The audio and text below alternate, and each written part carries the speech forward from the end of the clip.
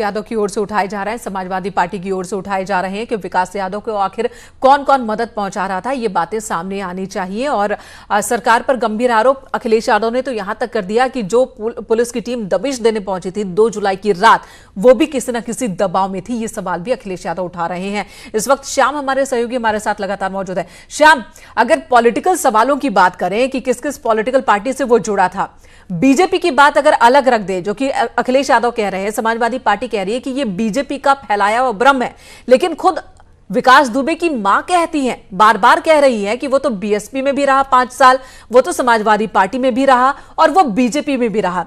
तो ऐसी कोई राजनीतिक पार्टी नहीं सत्ता वाली जिससे दूर रहा हो। हर सरकार में इसकी अपनी पकड़ थी, अपना नेटवर्क था और ये अपना काम कराता था, मजबूती से कराता था। स्थानीय स्तर पर पुलिस की एक लंबी फौज है, 200 लोगों, अभी 200 पुलिसकर्मी हैं जो कि संदेह के घेरे में है और उनकी कॉल डिटेल देखी जा रही है कि वो उन्होंने किस तरीके से विकास को मदद पहुंचाई है। हम उम्मीद कितना करें कि दूध का दूध पानी का पानी होगा, इसके सभी मददगार जो हैं वो सामने आ पाएंगे।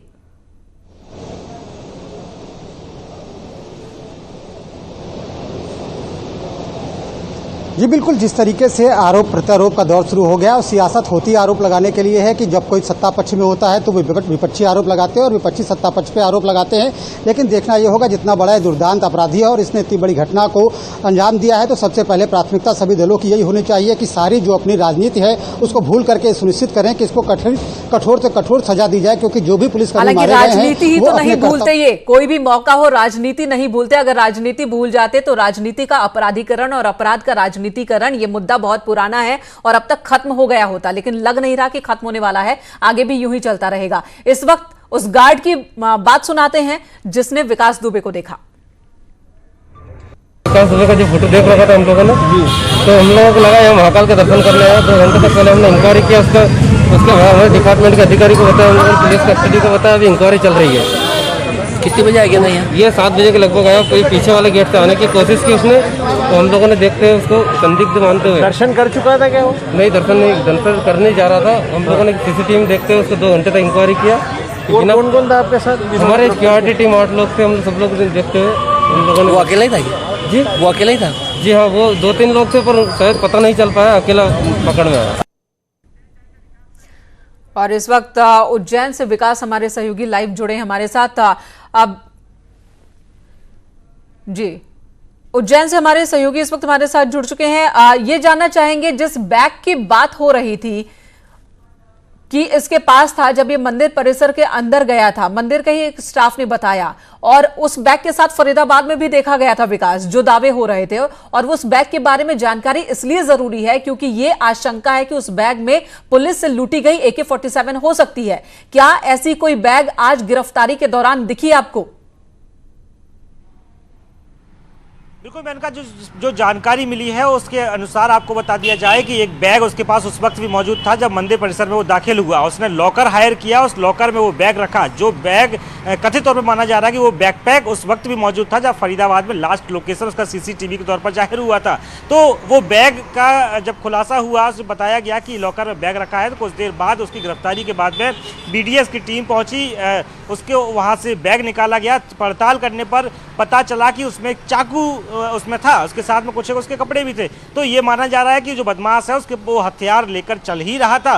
उसका जो शंका थी, उसका जो भय था, वो अभी भी बना हुआ था, भय व्याप्त था। इसी वजह से हथियार लगातार कैरी कर रहा था। और ये सबसे बड़ी चूक है, सबसे बड़ी बात यही है कि हथियार लेकर एक बदमाश 2 राज्यों में कई शहरों के बीच में घूमता रहता है और आसानी से उज्जैन पहुंच जाता है। उज्जैन उसे मुफीद शहर लगता है और अचानक से वहां पहुंचता है, मंदिर पहुंच जाता है। उसके बाद अपना आइडेंटिफिकेशन ऊपर करता है, बताता है कि मैं वही उत्तर प्रदेश कानपुर का विकास दुबे हूं जिसने 8 पुलिसकर्मियों की हत्या की है। तो ये जाहिर तौर पे मानिए कि किस प्रकार से वो अभी उसका दुस्साहस जो है वो बरकरार है।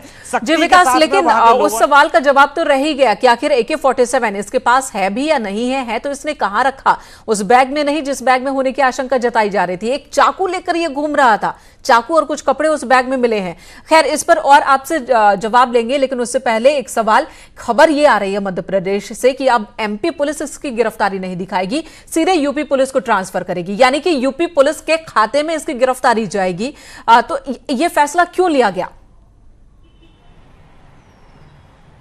जी, तकनीकी तौर पे अगर देखा जाए तो कहीं ना कहीं ये जो आरोपी है वो फरार था और इसको गिरफ्तार करने के लिए चूंकि प्रकरण जो है वो उत्तर प्रदेश के कानपुर में ही दर्ज है, कानपुर में जो प्रकरण दर्ज है उसमें ही उसकी युक्त गिरफ्तारी होगी, लेकिन फरारी के दौरान आरोपी को बाहरी जगहों पर भी गिरफ्तार किया जा सकता है। लेकिन इसमें चुनौती टेक्निकल तौर पे जो आएगी, विधिक जो सलाहकार है, विधिक जो जानकार है, उनकी लगातार राय ली जा रही है। वो राय के अनुसार ही दोनों प्रदेश की पुलिस काम करेगी। किस थाने की पुलिस को या किस प्रदेश की पुलिस को। ठीक है, यहाँ पर एक अच्छी चीज, तारीफ करने की चीज वो देखने को मिल रही है कि दो प्रदेशों के पुलिस के बीच जो कोऑर्डिनेशन है वो भी तब जब यूपी की पुलिस वहां मौजूद नहीं थी, एमपी पुलिस ने गिरफ्तारी की लेकिन वो गिरफ्तारी दिखाएगी नहीं। ऐसा सहयोग दो स्टेट की पुलिस के बीच अमूमन देखने को नहीं मिलता। तो इसकी वजह क्या है? एमपी के मुख्यमंत्री और बीजेपी के मुख्यमंत्री दोनों एक ही पार्टी से हैं, दोनों ने आपस में बातचीत भी की, इस वजह से, या फिर वक्त कम लगे उसे यूपी भेजने में, इस वजह से यह फैसला लिया जा रहा है।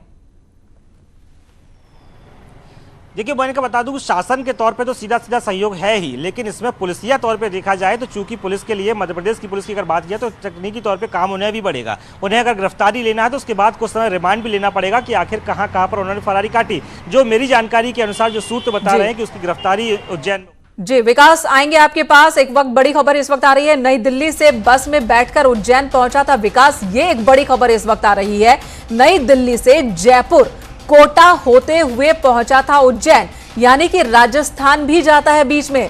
मध्य प्रदेश जाने से पहले राजस्थान होते हुए जाता है नई दिल्ली से, बहुत ही आसानी से। लेकिन सवाल यही बार बार उठ रहे हैं कि आखिर इन सब में इसकी मदद कौन कर रहा था। लगातार जो तस्वीरें सामने आ रही है, कभी वो ऑटो का इस्तेमाल करता है, कभी वो किसी की बाइक का इस्तेमाल करता है, कभी लिफ्ट लेता है, और नई दिल्ली से तो बस में पहुंचा था, जयपुर कोटा होते हुए उज्जैन पहुंचा था, और इतनी आसानी से, वो भी ऐसे वक्त में जब कोरोना की वजह से जगह जगह गाड़ियों की मूवमेंट कम है और इसी को लेकर चेकिंग हर जगह चल रही है। फिर बस का इस्तेमाल, अब विकास हमारे साथ मौजूद है।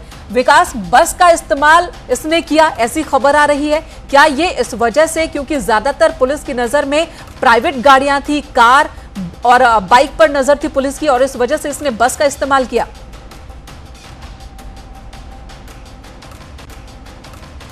विकास के पास चले, उससे पहले ऋषभ मणि इस वक्त हमारे साथ लखनऊ से जुड़ चुके हैं। ऋषभ, आपसे भी वही सवाल रहेगा। खबर आ रही है कि बस से जयपुर कोटा होते हुए, यानी कि फरीदाबाद से ही अगर हम माने कि ये निकला था, तो फरीदाबाद हरियाणा, उसके बाद ये नई दिल्ली पहुंचता है, नई दिल्ली से राजस्थान, राजस्थान से मध्य प्रदेश पहुंचता है, और इस तरीके से मध्य प्रदेश पहुंचता है बस के जरिए। पुलिस कारों को देखती रहती है, बाइक्स को देखती रहती है, लेकिन बस पर नजर नहीं जाती पुलिस की। क्या यह वजह है कि इसने बस का इस्तेमाल किया?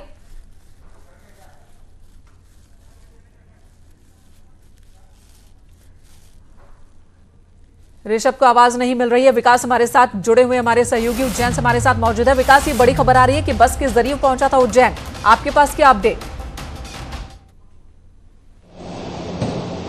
रही है? उसमें तमाम समय समय पर जगह जगह पर वाहन बदलने की जानकारी है। बस से पूरा सफर जयपुर से उज्जैन तक करना इसलिए संभव नहीं है क्योंकि पब्लिक कन्वेंस फिलहाल बंद बताए जा रहे, बंद है, और ऐसे में अगर कोई एक सड़क पर एक ही वाहन या बड़ी बस दौड़ती है तो उसमें सवारी भी महज एक या दो ही होती है, तो कहीं ना कहीं वो शंका में आती है। ऐसी गलती सामान्य तौर पर विकास दुबे जैसा शार्प शूटर बदमाश, कुख्यात बदमाश नहीं कर सकता है, ऐसी जानकारी है। ये जरूर तय माना जा सकता है कि एक शहर से दूसरे शहर जाने के दरमियान उसने बस का इस्तेमाल किया, उसके बाद फिर वाहन बदला, दूसरे वाहन से कुछ दूरी तय की। तो लेकिन ये तय है कि तो उसके जो मददगार थे वो पहले से प्लांटेड थे, वो तय कर रखा था, और वो पूरी स्क्रिप्टेड तैयार थी उनकी कि आखिर कहां तक दूरी तय करना है और किस वाहन से तय करना है। उसी स्क्रिप्टेड को उन्होंने पूरे तरीके से फॉलो किया, और यही वजह है कि वो सफल रहा। जो उसका अंजाम उसको देना था, जो उसकी थ्योरी थी, वो पूरी तरीके से उसमें सफल हुआ, सकुशल वो उज्जैन पहुंच गया। आप देखिए हैरत की बात कि उज्जैन के महाकाल थाने पर की पुलिस उससे गिरफ्तार करती है। तो विकास, क्या ये मुमकिन है, क्या यह मुमकिन है कि भागने के दौरान भी उसे कोई जानकारी दे रहा था कि कहां पर पुलिस की मुस्तैदी ज्यादा है, किस रास्ते से वो भागे और कब कब गाड़ियों को बदले कि वो बचकर पहुंच सकता है मध्य प्रदेश तक? बिल्कुल, जो रात की अगर बात की जाए तो लॉकडाउन के दरमियान रात के वक्त में कर्फ्यू घोषित किया गया है पूरे देश भर में। तो रात का जो वक्त है, चूंकि पूरे सड़कों पर खास तौर पे सख्ती बरती जाती है, तो उसने दिन का वक्त तय किया होगा। दिन के वक्त में खासकर वो भाग सके एक स्थान से दूसरे स्थान तक, वो वक्त ही उसने मुकर्रर किया होगा भागने के लिए, और पूरी तैयारी के साथ में रहा होगा। उसके पास पूरी जानकारी होगी कि आखिर किस वक्त किस रास्ते को तय करना है, कौन सा रूट उसे तय करना है, ये भी पहले से तय किया गया होगा। यही वजह है, मैंने जिस प्रकार से जिक्र किया कि आखिर उसका जो मंसूबे थे उसमें सफल हुआ। उज्जैन में उसे अपने आप को पकड़वाना था, इसलिए उसने पकड़वाने में उसे सफलता और हासिल हुई। ऐसी जगह पर पकड़ में आता है जहां पर उसे बहुत सारे लोग देख सके, सीसीटीवी कैमरे में उसकी गिरफ्तारी जो है वो दर्ज हो सके। ऋषभ हमारे साथ लखनऊ से जुड़े हुए हैं। ऋषभ, आपके पास क्या अपडेट है? नई दिल्ली से बस के जरिए गया था, हालांकि विकास कह रहे हैं कि ऐसा मुमकिन नहीं कि वो एक ही बस से उसने इतनी लंबी दूरी तय की हो, इसके बीच बीच में भी उसने वाहन बदले होंगे। आपके पास क्या इनपुट? देखिए, हमारे जो एसटीएफ के सोर्सेज बता रहे हैं उसके मुताबिक जो रिंग रोड नई दिल्ली में बताया जा रहा है, वहाँ से कुछ प्राइवेट बसेस चलती हैं उज्जैन के लिए। बताया जा रहा है उसने प्राइवेट बस से ही अपने सफ़र की शुरुआत की थी और वो पहले जयपुर गया है। अब उसने जयपुर में बस चेंज की है या नहीं की है, इस बात को तो भी सोर्स नहीं कंफर्म कर रहे हैं, लेकिन प्राइवेट बस से निकलने की बात जरूर कही गई है। नई दिल्ली से वो जयपुर गया है, जयपुर से कोटा गया है, कोटा से फिर वो उज्जैन पहुंचा है और उसने ये सफ़र प्राइवेट बस से ही तय किया है। हाँ, हालांकि ये बात अभी भी कंफर्म नहीं है कि पहले प्राइवेट बस से निकला फिर जयपुर में उसने क्या रोडवेज बस का सहारा लिया, क्योंकि अभी भी जो एक फ्लॉ पता चल रहा है वो यही पता चल रहा है कि कई जगह रोडवेज या जो प्राइवेट बसेस हैं शायद उनकी चेकिंग उतनी बेहतर तरीके से नहीं हो पाई, शायद जिसका उसने फायदा उठाया। बिल्कुल, और ये सारे अभी जो थ्योरियां सामने आ रही हैं, जो बातें सामने आ रही हैं, ये साफ तब हो पाएंगी, पुख्ता तब हो पाएंगी जब पुलिस खुद प्रेस कॉन्फ्रेंस करे और बताए, तभी पुख्ता हो पाएंगी। लेकिन ऋषभ, इसी बीच एक जो बड़ी खबर आ रही है उसके बारे में आपसे जानना चाहूंगी कि एमपी पुलिस गिरफ्तारी नहीं दिखा रही है, यूपी पुलिस को सीधे हैंडओवर कर दिया जाएगा।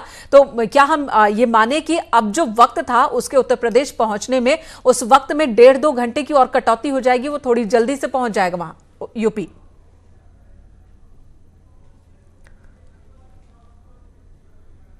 जुडिशियल प्रोसेस है, उससे आपको निजात मिल सकती है, क्योंकि वो कोर्ट का प्रोसेस है, आपको कोर्ट में प्रोड्यूस करना पड़ेगा, फिर ट्रांजिट रिमांड और तमाम तरह की जो लीगल फॉर्मेलिटीज़ है उसको पूरा करना पड़ेगा।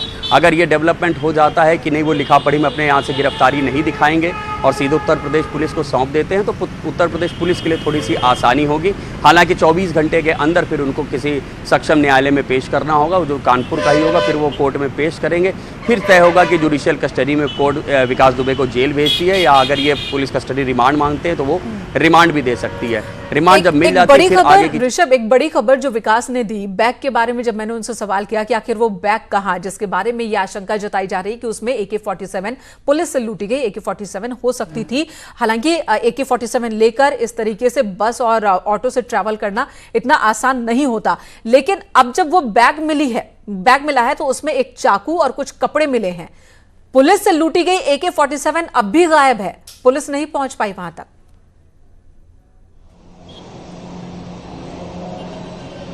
देखिए, ये बात भी सही है, कई बार प्रैक्टिकल दिक्कतें होती हैं कि आप AK-47 थोड़ा सा भारी वेपन भी होता है और बैग जैसा देखने में लग रहा है कि आप किसी भी डायरेक्शन से उसको देखेंगे तो उसकी जो बैरल है कहीं ना कहीं से थोड़ी सी पॉइंटेड बनी रहेगी या दूर से किसी को देखने में समझ में आ सकता है कि इसके अंदर कोई छोटा वेपन रखा हुआ है। हालांकि अब पुलिस का काम जरूर बढ़ जाता है, क्योंकि अभी तक भी पुलिस से लूटे गए 5 वेपन्स में से एक AK-47 और एक इंसास राइफल बरामद नहीं हो पाई है। अब अभी जो बैग बरामद हुआ है उज्जैन में, वहाँ बताया जा रहा है कुछ कपड़े और एक चाकू मिले हैं। तो अब पुलिस का टास्क ज़रूर बढ़ जाएगा कि हाँ, कि अब वो AK-47 उनको बरामद करनी पड़ेगी और एक इंसास राइफल पे को बरामद करनी पड़ेगी। तो मान के चलिए, अगर पुलिस कस्टडी रिमांड मिल जाता है विकास दुबे का, तब पुलिस जब उसको ग्रिल करेगी, उनसे पूछताछ करेगी, तब शायद जो एविडेंस एक्ट होता है उसके तहत ये सारी चीज़ें बरामद करवाई जाएंगी। जी, बने रहे हमारे साथ। और इस वक्त हमारे सहयोगी विकास भी हमारे साथ लगातार जुड़े हुए हैं, जो कि बता रहे हैं कि उज्जैन में क्या कुछ हो रहा है, क्या हलचल चल रही है और जो बड़ी खबर आ रही है। श्याम हमारे साथ कानपुर से मौजूद हैं। श्याम, इस वक्त कानपुर में क्या हलचल, क्योंकि अब उसे वहीं पर लाया जाएगा?